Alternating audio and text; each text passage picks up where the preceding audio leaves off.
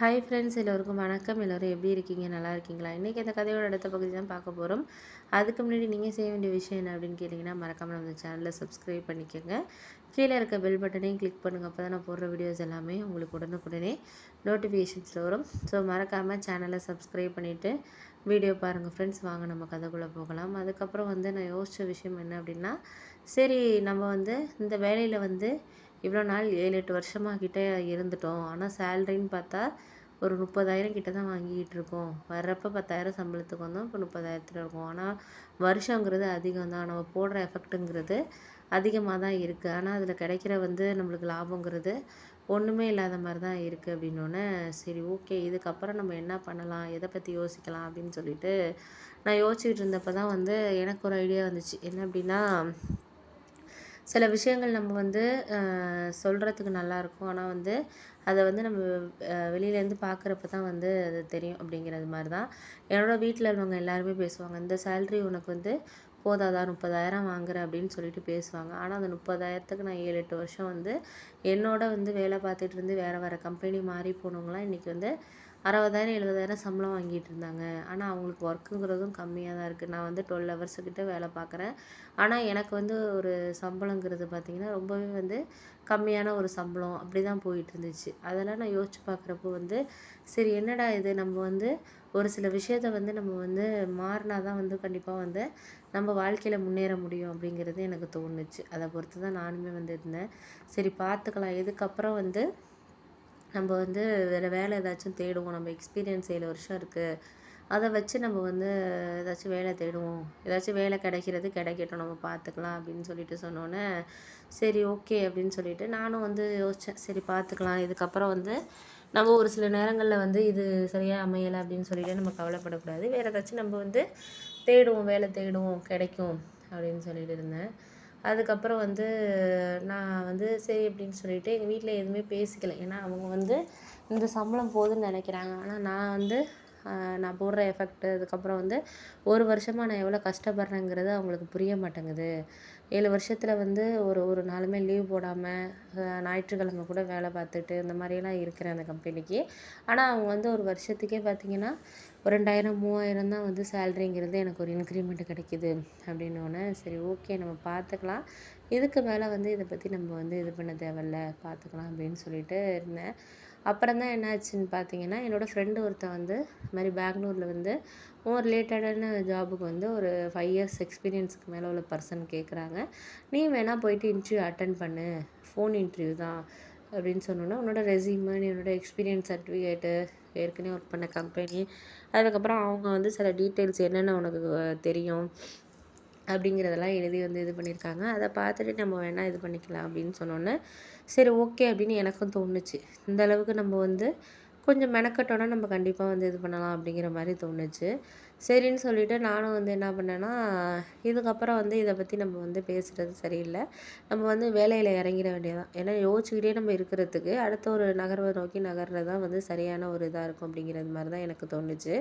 அப்போ தான் நான் யோசித்தேன், சரி இது நம்ம இன்டர்வியூ அட்டன் பண்ணி பார்ப்போம், ஃபோன் இன்டர்வியூ தானே அப்படின்னு சொல்லிட்டு எல்லா ரெஸ்யூமே, என்னோட டீட்டெயில்ஸ் எல்லாத்தையுமே ஒரு வாரத்துக்கு முன்னாடியே என் ஃப்ரெண்டு சொன்ன ஃபார்மேட்லேயே அனுப்பினேன். அவனும் பெங்களூர் கம்பெனியில் தான் வேலை பார்த்துட்டு இருந்தான். அவன் என்ன ஒரு 3-4 இயர்ஸ்க்கு முன்னாடியே இது மாதிரி நான் ஷிஃப்ட் ஆகி போகிறேன்டா, நீ வா என்னோட இன்டர்வியூ அட்டன் பண்ணலாம் அப்படின்னு சொல்லிட்டு கூப்பிட்டான். ஆனால் இப்போ அவன் 1 லட்ச ரூபா வரைக்கும் சம்பளம் வாங்கிட்டு இருக்கான். ஆனால் என்னால் அவன் என்னோட டேலண்ட்டுங்கிறது கொஞ்சம் கம்மி தான்.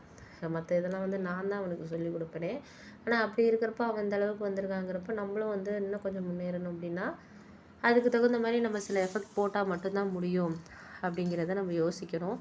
அதனால நான் யோசித்தேன், சரி பார்த்துக்கலாம், இதுக்கப்புறம் நம்ம இந்த முடிவுலேருந்து நம்ம இது பண்ணக்கூடாது அப்படிங்கிறதுனால நான் நினச்சேன், சரி ஓகே பார்த்துக்கலாம் அப்படின்னு சொல்லிட்டு இருந்தப்போ தான் நான் அப்போ சொன்ன விஷயம் என்ன அப்படின்னு சொன்னால், சில விஷயங்கள் நம்மளுக்கு சொல்கிறது கொஞ்சம் ஈஸியாக தான் இருக்கும். ஆனால் அது அடுத்த ஒரு இதுக்கு நம்ம எடுத்துகிட்டு போகிறதுங்கிறது கொஞ்சம் கஷ்டமாக இருக்குங்கிறது தான் ஒரு உண்மையான ஒரு விஷயம். அதனால நான் சரி சமாளிக்கலாம் அப்படின்னு சொல்லிட்டு அந்த இன்டர்வியூ அட்டன் பண்ணேன். ஆனால் வீட்டில் யாருக்குமே தெரியாது நான் இன்டர்வியூ அட்டன் பண்ணது, எதுவுமே தெரியாது. ஏன்னா அவங்க எதுக்கு நீ தேவையில்லாமல் அடுத்த ஒரு இது பண்ணுற, இதிலே இருக்கலாம் அப்படின்னு சொல்லி தான் பேசுவாங்க. ஏன்னா அவங்களுக்கு இப்போ இருக்கிற சம்பளங்கிறது போதுமானதாக இருக்குது. ஏன்னா வீடு எங்கள் வீட்டில் வந்து அப்பா கொஞ்சம் வந்து வேலையில் இருந்தவாசி, அவர் ஒரு 3 4 வீடு வந்து கட்டி வாடகை இதெல்லாம் வருது, கடையெல்லாம் வாடகைக்கு போகிறதுனால அவங்களுக்கு இந்த சம்பளங்கிறது இதாக இருக்குது. ஆனால் எனக்கு வந்து நம்ம இவ்வளவு ஒர்க் பண்ணியுமே நம்மளுக்கு அதுக்கு தகுந்த சம்பளம் கிடைக்கலையே அப்படிங்கிற மாதிரி எனக்கு ஒரு தோணுது. இத்தனை வருஷத்தை நம்ம வேஸ்ட் பண்ணிட்டோம் போல இருக்குது அப்படிங்கிற மாதிரி தான் எனக்கு தோணுச்சு. சரின்னு சொல்லிட்டு அதுக்கப்புறம் வந்து ஓகே, அடுத்த ஒரு இது நம்ம பார்ப்போம் அப்படின்னு சொல்லிட்டு பார்த்துக்கலாம் அப்படிங்கிற மாதிரி ஒரு முடிவில் தான் இருந்தேன். அதுக்கப்புறம் இன்டர்வியூ அட்டன் பண்ணேன். அதுக்கு வந்து ஒரு சில நாட்களுக்கு அப்புறம் அத்தை வீட்டுக்கு நான் போனேன்.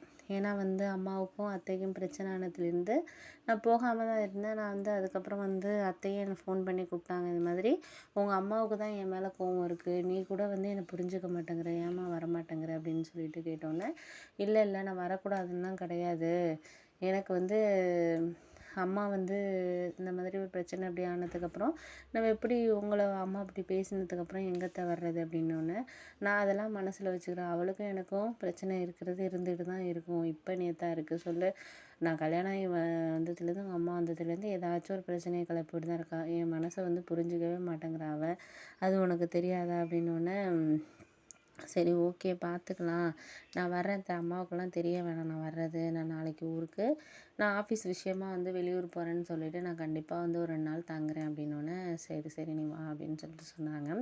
அதுக்கப்புறம் வந்து அம்மா கிட்ட சொன்னேன், இது மாதிரி வந்து ஆஃபீஸில் மீட்டிங் இது பண்ணியிருக்காங்கம்மா, ஒரு 2 டேஸ் வந்து கோயம்புத்தூர் நான் போகிறேன் அப்படின்னு சொன்னேன்.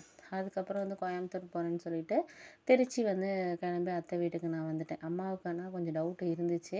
ஆனால் ஆஃபீஸ் விஷயமானோடனே என் ஃப்ரெண்டு வரா அப்படின்னு சொல்லிட்டு அவளும் ஃபோன் பண்ணி கேட்டுட்டு அவள்கிட்டையும் சொல்லி வச்சுருந்தேன், இது மாதிரி ஆஃபீஸ்க்கு மீட்டிங்னு சொல்லிடி அத்தை வீட்டுக்கு போகிறேன் அப்படின்னோடனே, அவளும் எனக்கு வந்து ஃபேவராக வந்து கொஞ்சம் சொல்லியிருந்தா. அதனால் வந்து சரி ஓகே பார்த்து போயிட்டு வான்னு சொல்லிட்டு சொன்னாங்க. அதுக்கப்புறம் அங்கேருந்து கிளம்பி திருச்சிக்கு அத்தை வீட்டுக்கு போனேன். அத்தை வீட்டுக்கு போனோன்னா அத்தைக்கு என்னை பார்த்தோன்னே ரொம்ப சந்தோஷமாக இருந்துச்சு. அத்தை பையனும் இருந்தாங்க. அதாவது அத்தைக்கும் அம்மாவுக்கும் என்ன இதுன்னா, அத்தை பையனுக்கு வந்து என்னை வந்து பொண்ணு கேட்டாங்க.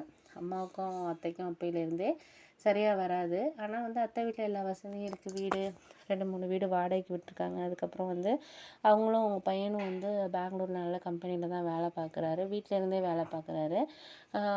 அவங்களுக்கு அத்தைக்கு வந்து ஹஸ்பண்ட் கிடையாது, ஒரே பையன்தான். அதனால வந்து எந்த ஒரு இதுக்குமே இது கிடையாது, எல்லா வசதியுமே இருக்குது. ஆனால் எங்கள் அம்மாவுக்கு என்ன அப்படின்னா, எங்கள் அத்தை வீட்டில் வந்து என்னை கொடுக்கக்கூடாது அப்படிங்கிற ஒரு எண்ணம் மட்டும்தான் அவங்களுக்கு. அதனாலேயே வந்து அவங்க இந்த விஷயத்த வச்சே வந்து எங்கள் 2 பேரையும் வந்து இது பண்ணுறது, பிரச்சனையை கிளப்பி விட்டா திருப்பி பொண்ணு கேட்க மாட்டாங்க, அந்த மாதிரி வரமாட்டாங்கன்னு சொல்லிட்டு அம்மா எதாச்சும் ஒரு பேசிட்டோன்னா வரமாட்டாங்கன்னு சொல்லிட்டு தான் பேசுகிறது.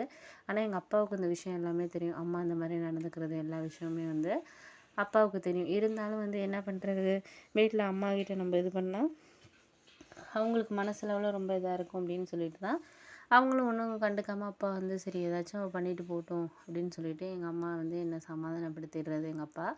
ஆனால் எங்கள் அப்பாவும் நானும் பேசுவோம், ஏன் இந்த அம்மா அப்படி பண்ணுறாங்கப்பா, புரிஞ்சிக்கவே மாட்டேங்கிறாங்க, எதாக இருந்தாலும் அத்தை நல்ல விஷயம் தானே பண்ணுறாங்க, அத்தை அப்பையிலேருந்து உங்களுக்கு பிஸ்னஸுக்கும் சரி எல்லாம் நகை கொடுக்குறதா இருக்கட்டும் அப்பையிலேருந்து உங்களுக்கு ஹெல்ப் தானே பண்ணியிருக்காங்க, அம்மா வீட்டு சைட்லேருந்து நம்ம மாமாவாக இருக்கட்டும் யாராச்சும் ஒருத்தவங்க எல்லோரும் வசதியாக தான் இருக்காங்க, ஆனால் யாராச்சும் ஒருத்தவங்க வந்து இந்த ஏதாச்சும் ஒரு ஹெல்ப் பண்ணியிருக்காங்களா சொல்லுங்கள், யாருமே வந்து ஹெல்ப் பண்ணது கிடையாது. அப்படி இருக்கிறப்போ அவங்க இந்த அளவுக்கு வந்து நம்மளுக்கு ஹெல்ப் பண்ணியிருக்காங்கங்கிறப்போ அதை நம்ம வந்து மதிக்கணும் தானேப்பா, இவங்க ஏன் அப்படி நடந்துக்கிறாங்க அப்படின்னோடனே, சரி சரி விடு நம்ம பார்த்துக்கலாம், அவளுக்கு தெரிஞ்சது அதுதான், அதை நம்ம வந்து மாற்ற முடியாது, நம்ம சில விஷயங்களை வந்து வாழ்க்கையில் வந்து இவங்களை வந்து சில விஷயங்களை மாற்றுறதுங்கிறது கொஞ்சம் கஷ்டமான விஷயமா, அதனால் நீ முடிஞ்ச வரைக்கும் நம்ம பார்த்துக்கலாம் விடு அப்படின்னு சொல்லிட்டு சொன்னாங்க. அதுக்கப்புறம் நான் என்ன யோசித்தேன் அப்படின்னா, சரி வந்து நம்ம இதுக்கப்புறம் வந்து இந்த விஷயத்தில் வந்து நம்ம எதுவும் முடிவெடுக்க வேணாம் அப்படின்னு சொல்லிட்டு தான் நான் அத்தை வீட்டுக்கு கிளம்புனேன். ஆனால் அத்தைக்கு என்னை பார்த்தோன்னே ரொம்ப சந்தோஷமாக இருந்தாங்க. உங்கள் அம்மா வந்து ஏன் தான் இப்படி பண்ணுறான்னு தெரியலம்மா, என்னை பார்த்தாலே அவளுக்கு பிடிக்கிறதில்ல அப்படின்னு சொல்லிட்டு சொன்னோன்னே, விடுங்க அத்தையை பற்றி அவங்க அம்மாவை பற்றி தெரிஞ்ச விஷயம் தானே அப்படின்னு சொல்லிட்டு நான் அத்தையை சமாதானப்படுத்தினேன். அப்புறம் அத்தை நான்லாம் வந்து பக்கத்தில் இருக்க கோயிலுக்கு போனோம். அவங்க கார்லாம் வச்சுருக்கிறதுனால அவங்களே அழைச்சிட்டு போனாங்க, அத்தை பையன் அழைச்சிட்டு போனாங்க. அப்புறம் அத்தை எனக்கு வந்து ட்ரெஸ்ஸு பிடிச்ச மாதிரி வந்து ட்ரெஸ்ஸு இதெல்லாம் வந்து அழைச்சிட்டு போய் இது பண்ணாங்க. ஹோட்டலெல்லாம் போய் சாப்பிட்டு 2 நாளுமே ரொம்ப சந்தோஷமாக இருந்தோம். எனக்கு இங்கேருந்து வரவே வந்து மனசில்ல, அந்த அளவுக்கு என்னை ரொம்ப நல்லா பார்த்துக்கிட்டாங்க. அவங்களுக்கு என்னை வந்து நான் அப்பையிலேருந்து பிறந்ததுலேருந்தே வந்து என் மேலே ரொம்ப பாசம். அப்பையிலேருந்தே அவங்க பையனுக்கு வந்து என்னை கல்யாணம் பண்ணி வைக்கணும், உறவு விட்டு போகக்கூடாது அப்படின்னு ஒரு நினைக்கிற ஒரு ஆள் அவங்க. ஆனால் இப்போ வந்து இந்த மாதிரி அப்பா வந்து அம்மா வந்து இந்த மாதிரி பேசுனதுனாங்க இந்த மாதிரி பண்ணுறாங்கன்னு தெரிஞ்சுது. அவங்களுக்கு வந்து இவங்கள வந்து நம்ம கல்யாணம் பண்ணி கொடுப்பாங்களா அப்படிங்கிற ஒரு டவுட் வந்து வந்துட்டு. ஏன்னா வந்து இந்த அளவுக்கு பேசுகிறப்ப நம்மளுக்கு கண்டிப்பாக வந்து எந்த இதுலேயுமே வந்து இவங்க வந்து கல்யாணம் பண்ணி கொடுக்க மாட்டாங்க அப்படிங்கிற மாதிரி ஒரு யோசனைக்கு வந்துடுச்சு. அதனால அத்தை கொஞ்சம் மனசளவில் ரொம்ப கவலையாக தான் இருந்தாங்க. அதுக்கப்புறம் என்ன நடந்துச்சுன்னு அடுத்த பகுதியில் சொல்கிறேன்.